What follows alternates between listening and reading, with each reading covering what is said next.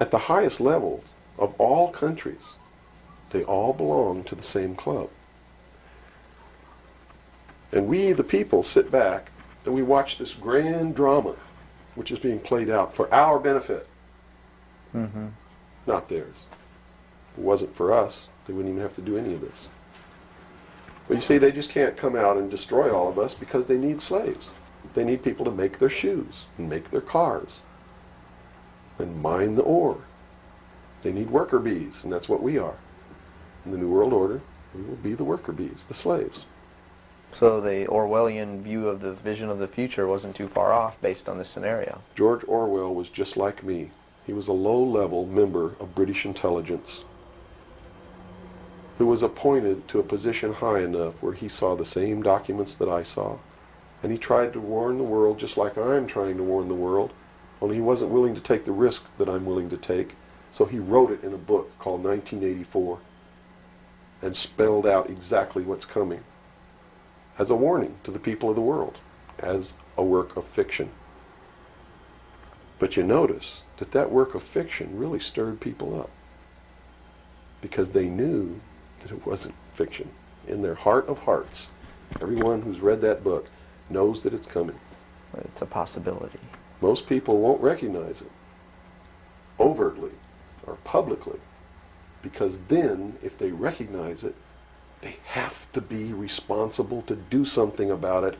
And that's what every one of you have been resisting all your life, is being responsible to do something about it, to get involved.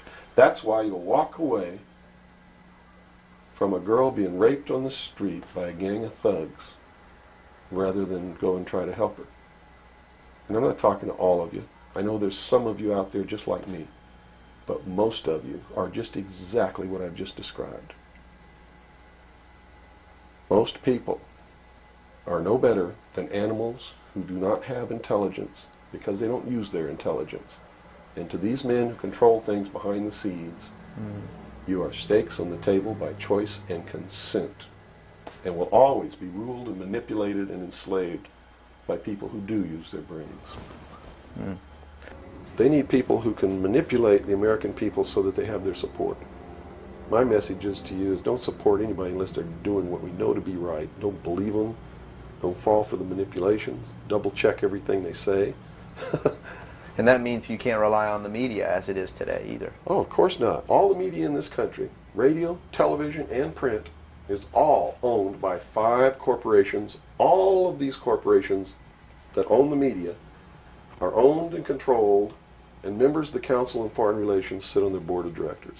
Can you name those 5 corporations? Is that... Not off the top of my head. Okay. I could try, but I don't want to take a chance on being inaccurate. But you can trace that yourself. Okay. Remember, if you go down and you trace the ownership of a station or a newspaper, and you get to a corporation, remember that somebody owns that corporation, and it's usually another corporation. But when you trace the interlocking of all these things, when you get to the top, there's 5. And all journalists know that there's some things you don't write about, and you don't talk about, because you'll lose your job. And that's where the control is. And that's why they pay anchormen like Dan Rather $2 million a year, because he doesn't question them. He knows that if he goes against them, he's going to lose $2 million a year. Do you think a man that looks pretty and sits in front of a TV camera for the 6 o'clock news is worth $2 million a year? No way. I don't care how long he works, and I don't care what he does. There is no job worth $2 million a year. That's why they pay athletes these fantastic salaries. I was listening to the radio the other day. They just contracted to pay one player on one team $6 million a year. Can you believe this? And why is that? It's the Roman circus. What does the emperor do when the people become restive, and when the people are asking questions, and when the people don't like the policies of the emperor? He sends them to the circus. He creates a circus. He builds a giant coliseum. And he begins to throw the Christians to the lions. And he has great chariot races and football games and basketball games, all to keep the idiots preoccupied with things that don't mean anything in the scheme of the entire world.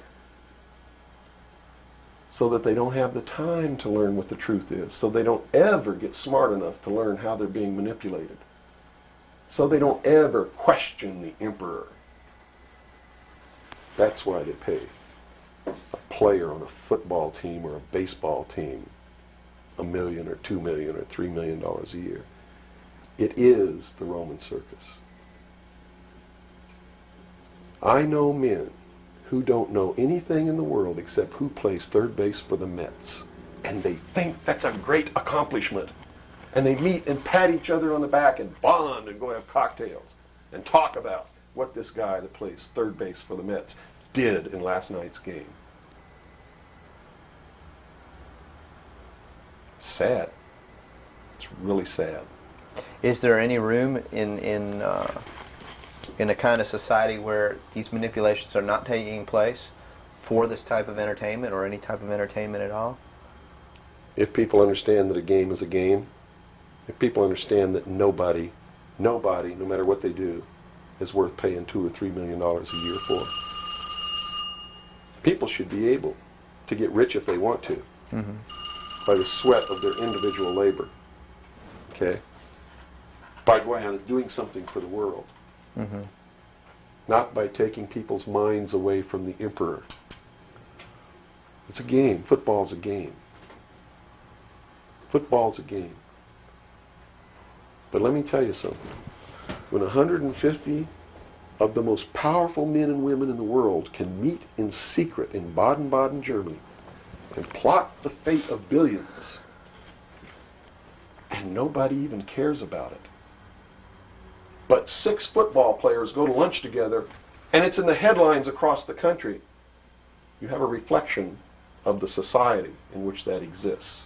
And it is a sick society that is doomed to self-destruction. So based on that scenario, there's some truth into what these men are looking at. Absolutely, and that's what makes me so sick, is that I'm trying to wake up a people who on a daily basis are proving the ones that I'm warning them about to be right.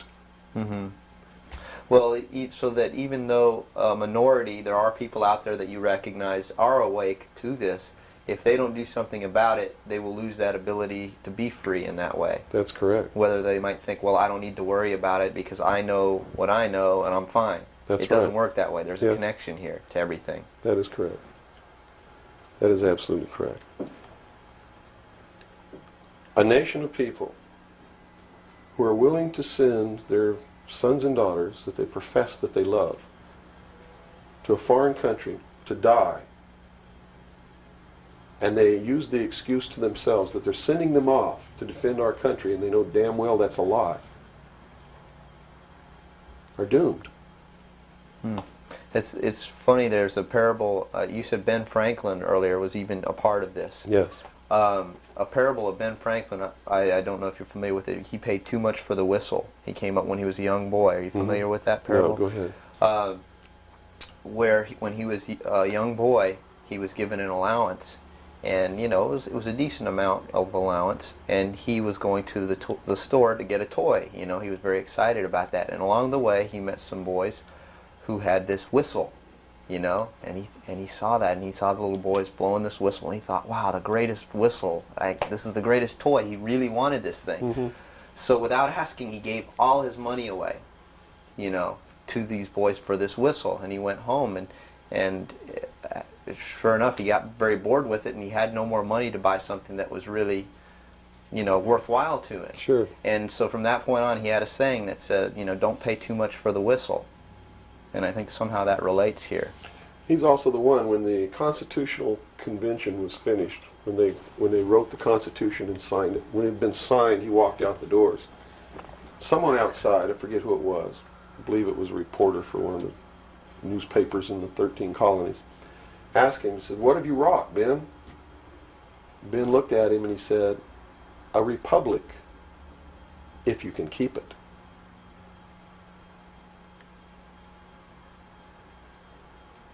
He knew. He did. And that's a good place to end. Yeah, I think so. That's a great ending. Wow. Good job, guys. All right, Bill. Yo. Fantastic. Good. Thanks, Bill. Where's your towel? Right there. About ready Yeah, these lights are roasting me. Man. to kill. I've already had my son. I'm ready for a bath.